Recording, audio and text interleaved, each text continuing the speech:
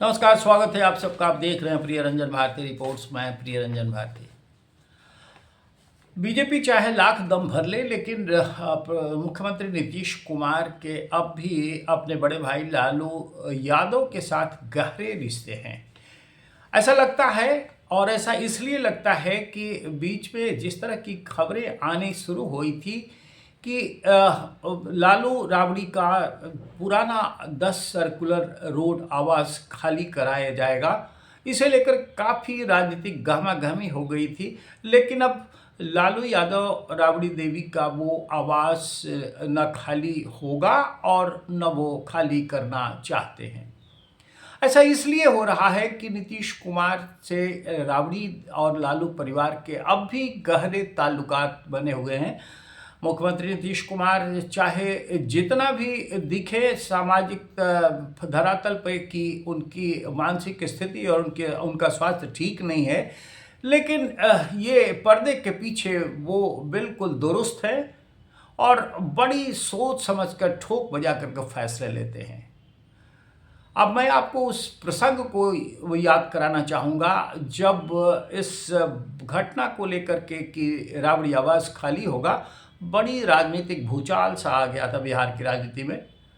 25 नवंबर 2025 वो घटना उस दिन हुई थी और भवन निर्माण ने एक लेटर निकाला था। उस लेटर का मजमून ये था कि राबड़ी देवी विधान परिषद में विपक्ष की नेता को 39 हार्डिंग रोड नामक आवास आवंटित किया जाता है। अब इस लेटर के जारी होने के साथ राजनीतिक भूचाल खड़ा हो गया था। 20 वर्षों पुराना लालू राबड़ी आवास 10 सर्कुलर रोड खाली करने को लेकर के काफ़ी गहमागहमी शुरू हो गई थी। लेकिन ये हुआ कैसे?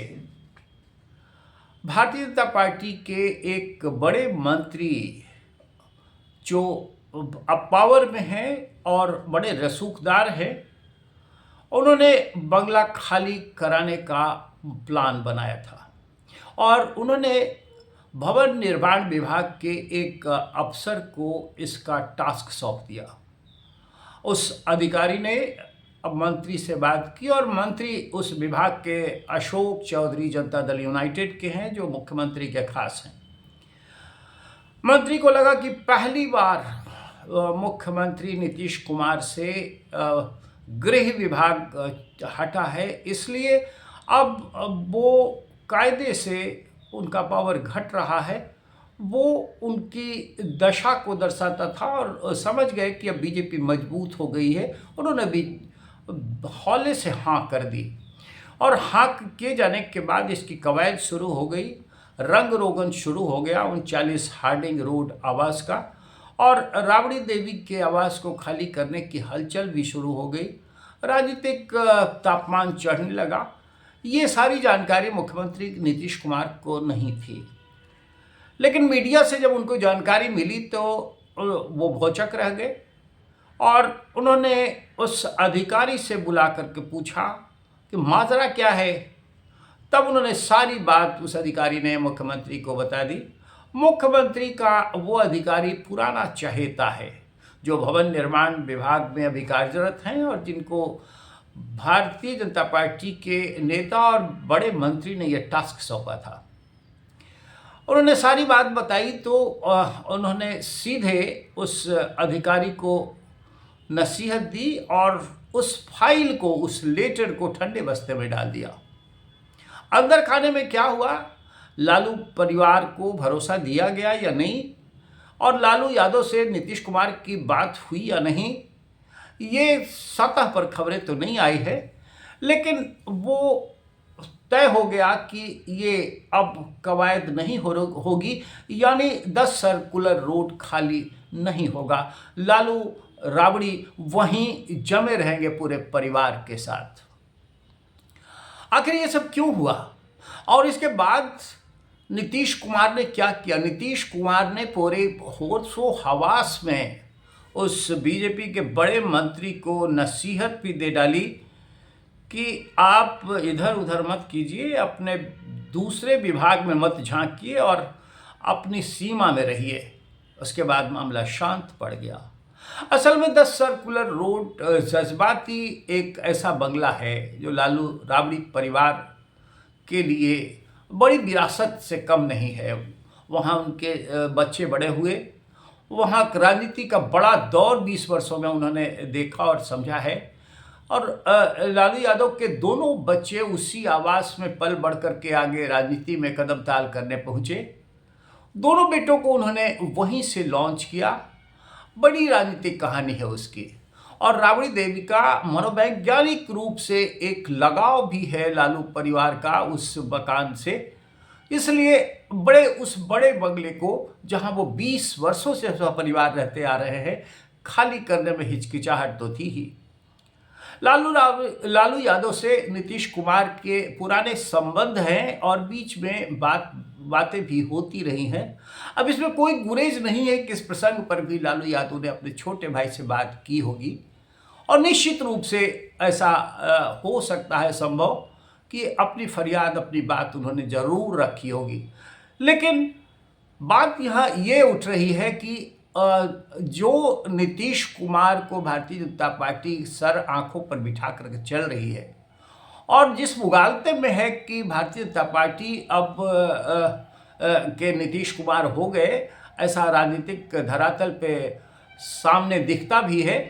लेकिन नीतीश कुमार पूरे होशो हवास में हैं और उनके ताल्लुकात अब भी अपने बड़े भाई और उनके परिवार से कम नहीं हुए हैं।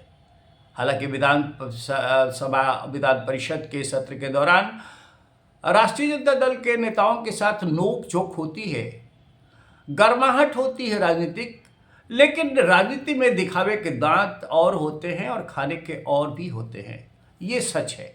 अब नीतीश कुमार के बारे में जिन्हें गलतफहमियां हैं कि नीतीश कुमार के पंख कतर दिए गए और वो भाजपा की बैसाखी बनकर रह गए, लुंज पुंज अवस्था में है, शारीरिक स्थिति उनकी अच्छी नहीं है, मानसिक रूप से अस्वस्थ है, ये सारी बातें हवा में हैं। और ये इसलिए हवा में है कि ये एक प्रसंग इस बात की मानगी है कि नीतीश कुमार अब भी दुरुस्त हैं और करीने से फैसले लेने के आदी है, ठोक करके अब भी निर्णय करते हैं और बीजेपी को नसीहत भी दे डालते हैं। चाहे बीजेपी चाहे जितने पंख लगाकर उड़ान भर ले, अब भी नीतीश कुमार के तलवे में ही उनकी गुजर बसर वाली स्थिति बनी हुई है।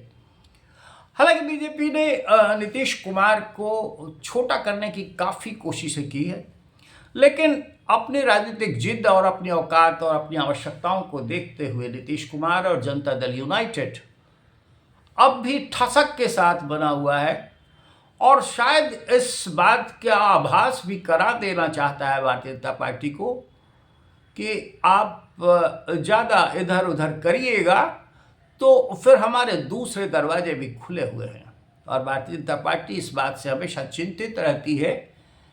जैसे ये बात आई थी कि AIM या फिर कांग्रेस के विधायकों को, अब कांग्रेस के जो भी 6 विधायक हैं उनको तोड़कर पार्टी अपने में लाना चाहती है जनता दल यूनाइटेड, तो बीजेपी से बड़ा संख्या हो जाएगी और ये बड़ी संख्या बल के आधार पर जनता दल यूनाइटेड अपनी सरकार यानी भारतीय जनता पार्टी को ठेगा दिखा करके अपनी सरकार बनाने का रास्ता साफ कर सकती है। तो ये चिंता भी रहती है भारतीय जनता पार्टी को और इसलिए मौके बेमौके वो अपनी ठसक दिखाने से, अपनी आंखें तरेने से बाज आते हैं। और अब बीच में ये भी दिखता है कि आला कमान भारतीय जनता पार्टी का जो है वो नीतीश कुमार की खुशामदें करता हुआ नजर आता है। वो कोई ऐसा मौका नहीं छोड़ता जो नीतीश कुमार के लिए कसीदे न कढ़े। विधानसभा में तो आए दिन ऐसा दिखता रहता है कि वो हमेशा भारतीय जनता पार्टी के जो मंत्री और नेता हैं वो नीतीश कुमार की गाथा से ही कोई भी कहानी, कोई भी बात शुरू करते हैं।